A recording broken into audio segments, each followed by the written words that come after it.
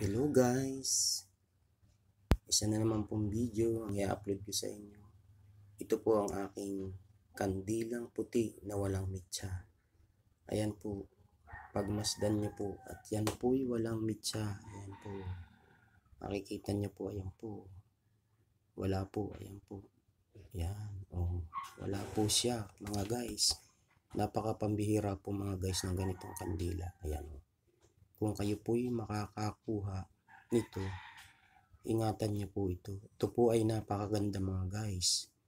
Number 1 magandang pangontra. Ito po, tingnan niyo po. Ayan. Pangontra. Magaling din po ito sa gamutan. Ayan, ginagamit po ito.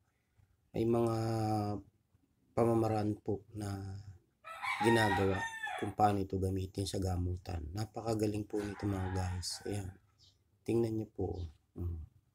Hindi po sasabihin ito'y daya o ano, ito po ay napaka-rare din po, napaka-pambihira kung makakakuha po kayo nito. Ayan, pagmasdan nyo po mga guys, ayan, isa nyo po tingnan, wala po yung sindihan mga guys. O, ayan, wala pong mitsa. Napaka-pambihira po nito kung kayo makakakuha. Ingatan nyo po ito at ilagay nyo sa inyong altar. Ayan. O pag kayo po ay manggagamot ay dalahin nyo po ito. Isa po itong napakagandang pangontra at panlaban. Ito po ay ginagamit sa gamutan. Guys, yan po.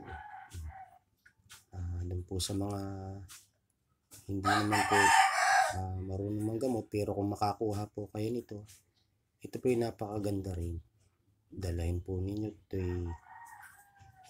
ililigtas po kayo nito dun sa mga masasamang elemento. Ayan, paghawak niyo po ito mga guys. Tingnan niyo po mga guys, ano po. Ayan po.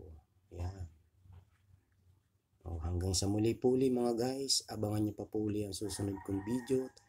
May mga kakaiba pa rin po uli akong ipakikita sa inyo sa upload kong video.